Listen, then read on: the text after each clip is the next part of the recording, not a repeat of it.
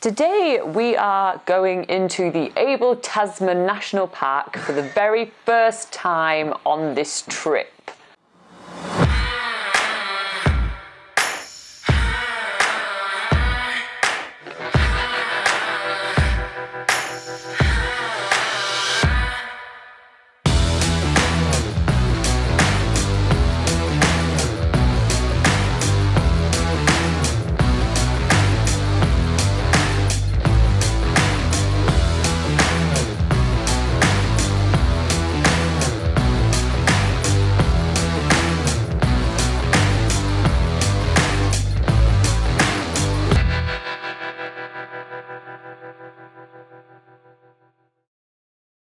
We are driving up Takaka Hill today to the meeting point of the Abel Tasman Eco Tours. The weather looks like it is going to be a little bit rainy today, so any moment now I think it's going to be torrential rain.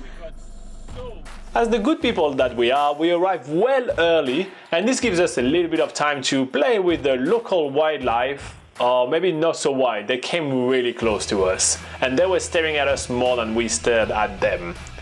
And then we hop on the van with Abel Tasman Eco Tours, and this takes us through a thick, dense forest nearby, which surprisingly ends up opening on a massive farmland. The drive takes us through Canaan Downs, which in fact was a Lord of the Rings filming location. It's also a place where a famous festival takes place every year, and this place looks like it could be a pretty cool place to have a festival. But that's not what we're here for. We are here for hiking. The first section of the walk is through farmlands, but this gives us a great opportunity to see how broken the land is. In New Zealand, there is a lot of earthquakes, most of them unnoticeable to humans, so don't be afraid of coming to travel here. But there is a lot of them, and this shapes the land, and it's really striking right here to see the land completely broken in many parts by the continuous movement of the earth. So right now Faye and Stu are looking for some carnivorous snails that are only found in New Zealand.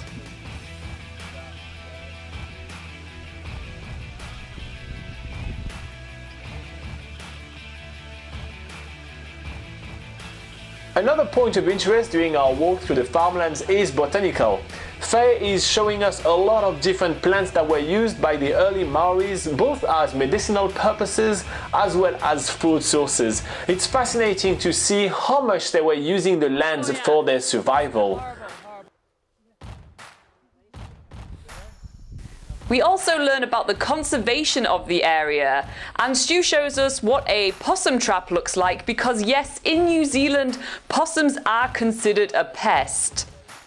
As we make our way into the Abel Tasman National Park, the vegetation gets denser and denser, and this is because this is the more ancient part of the forest.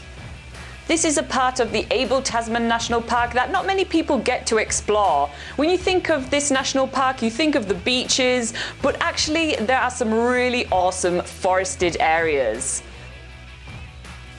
Stu, our other guide, has some awesome tricks to attract wildlife, and soon enough we get to see up close a little robin.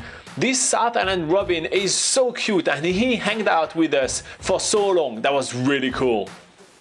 We then head back on the track, which I have to say is pretty rough. It's not often that we get to hike on a track which is almost fully submerged of water, rocks and roots. Faye is also taking the time to show us more plants that were used by early Maoris. Those really long sticky plants were used as spears or ropes. They had really made the most of everything.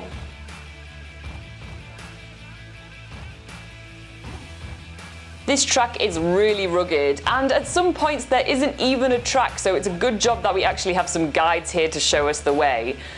So we look at some more plants, some fungus growing on the trees, and we even get the opportunity to taste some plants.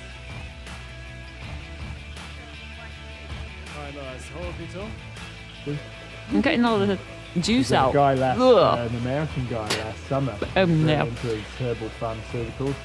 And then he went and researched it and sent me all this stuff. And, It's not as bad as aloe vera. it's good for you. Tasty stuff. So it looks like Laura is not really a big fan of the horopito. Back on our way, I am still keeping an eye out to find the carnivorous snail. I'm really looking forward to see that beast. I did not know that snail could eat anything else than plants, and I really want to see one. Can you give me the sense? Okay, so here, look at that there, we found a carnivorous snail. It's called a poelephanta, and it's a native snail. New Zealand here, as far as I know, just the only carnivorous snail in the world. It looks like this snail has been eaten up by a native bird called a weka. But these snails are known for eating a few things too. In fact, they can suck up worms like spaghetti. But right as we find our massive carnivorous snail, the rain hits us real hard. So we find shelter in a local hut and we grab a bit of lunch. The rain is in fact so hard that the local wildlife is even joining the party. A weka bird is trying to hide from the rain in the shelter, as well as trying to scavenge a few food from us. However, we are well-behaved tourists and we know that feeding the wildlife is not advised, so he's leaving us empty-handed. The way back to the van is literally us running through the rain. It was torrential. Unfortunately, because it was raining so hard, we didn't actually get to film much of the way back. But we do head back to the Barefoot Backpackers in Takaka, where we really need to dry out our clothes any way possible.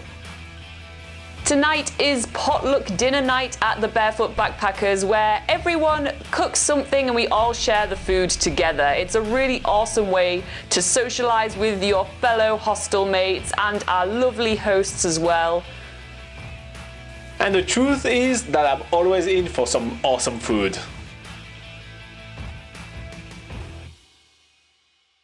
We are now making our way all the way up the Takaka Hill, all the way up the Takaka